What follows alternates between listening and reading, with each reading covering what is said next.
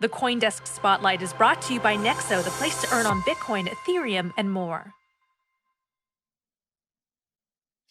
A bipartisan group of U.S. lawmakers introducing a bill to amend crypto-related provisions in the infrastructure bill signed into law last week. The Keep Innovation in America Act seeks to amend the definition of a broker and other tax provisions to prevent miners, developers, and recipients of transactions from being roped into heightened reporting requirements. Joining us now to discuss is one of the bill's advocates, Minnesota U.S. Representative Tom Emmer, who is also the leading Republican on the House FinTech Task Force. Welcome, Congressman. Thanks for joining us. So, lawmakers attempted to make similar amendments in the original infrastructure bill.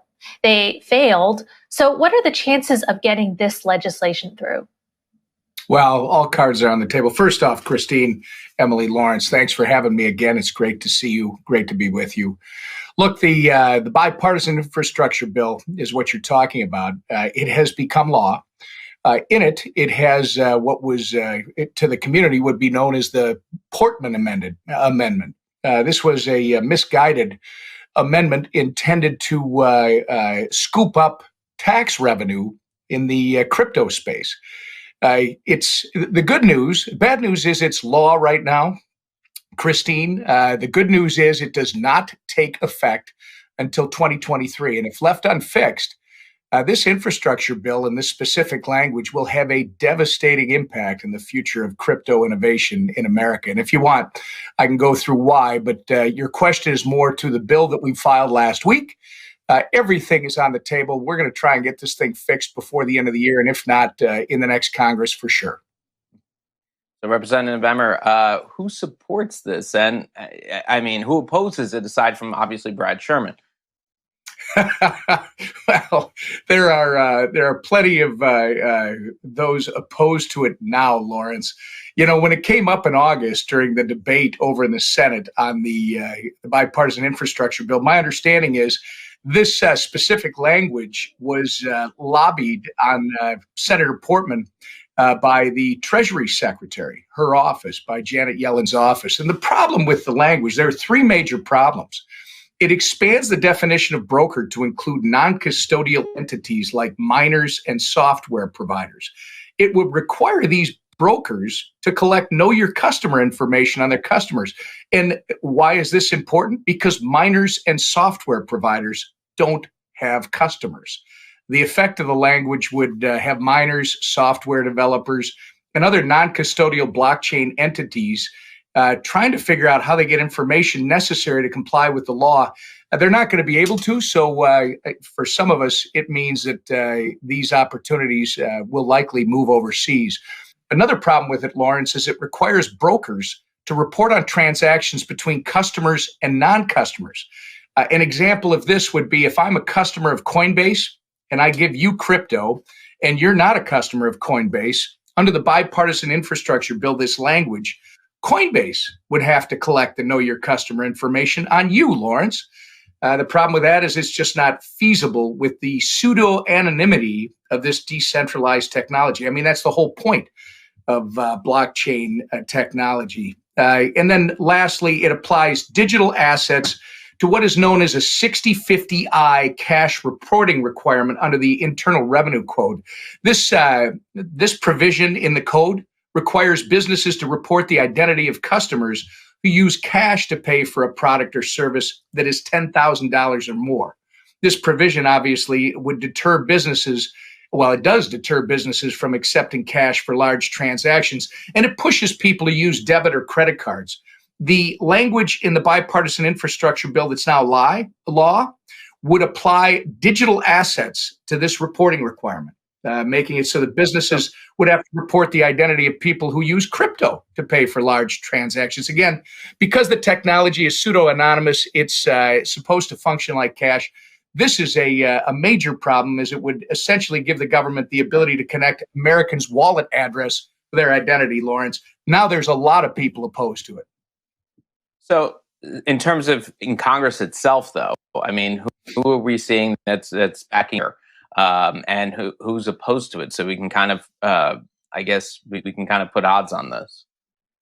Well, and I'm sorry for the long explanation. I gave you all that because it started out probably with fewer people in opposition.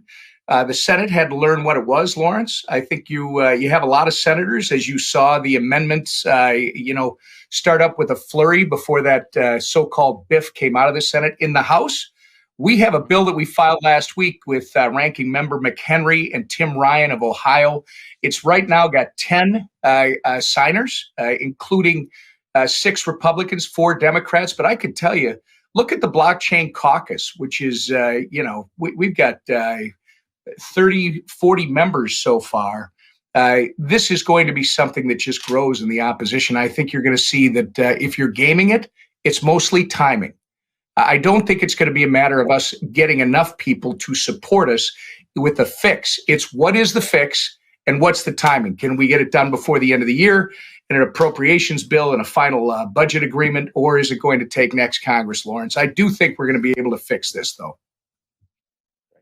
Congressman Emmer, so everything you're saying makes total sense in terms of why this would be disastrous for the U.S. crypto industry. But a few interesting things have happened as this bill has progressed. One, the market is just not reacting, right? If anything, the market has been going up, which I've found somewhat surprising. And the other is that some of these players that seem to be most affected by this seem a little bit blasé about it. We've had some mining companies on the show who are in North America who seem to just not be that concerned about it. So what is that about? I mean, is there a chance, why is the market not reacting more strongly to something that seems to be this dramatic?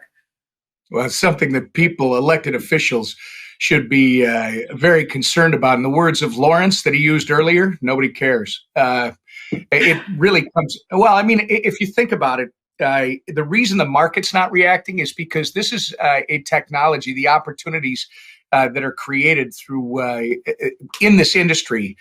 We can either create a light touch regulatory structure that people understand and that people can actually work within, or it's going to leave. So I think the marketplace says, it's ours to lose, and we need to do the work because it's going to happen with or without us. And then as far as, the people that are impacted, those are the very people that are going to decide where this goes. Does it stay here in the United States of America, or do we move it? Yes. We have some news out that Jerome Powell will be renominated or nominated again for a second term as the chairman of the Federal Reserve. Just a quick reaction to that. Well, it's actually from a positive standpoint, it's at least consistency, right? There was some push from the far left to weaponize, and some of us would say further weaponize the Fed. In this case, at least we know what Jerome Powell is all about. We don't have to try and figure out someone new. That's the good side. On the, I would say, more difficult side is he's really leaning in on creating a central bank digital currency, which, as you three know, I completely oppose. That should be not the government's function. We shouldn't be trying to emulate the Communist Party of China. We should be trying to encourage people in the private sector here to grow that. Well, El Salvador, and just clear. Okay, go ahead. I was just going to ask, LIL Brainard is going to be nominated as vice chair. Do you have any thoughts on that, Representative Carlos? Again, Lawrence, it's consistent, right? It's we at least know what we're dealing with.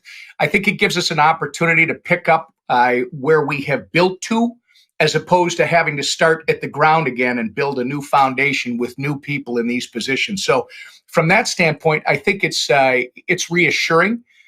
They aren't on all fours with the way some of us see the future. So I think now we at least have the relationship. Let's see if we can build on it and improve it. And Congressman, just one final question. El Salvador made this huge announcement of building a Bitcoin city. It'll have zero income tax, zero capital gains tax, zero property tax, zero payroll tax, and zero municipal tax. Is that inspiration for the United States? What was your reaction when you heard about this? Well, I loved your conversation, right? Because all of this comes with risk. People who are looking to the future, people who have a vision of the future, they are not stuck with the challenges of today. They're going to try and overcome them. as somebody said to me with baseball one day, awful hard to play third base with both hands placed firmly around your throat, right?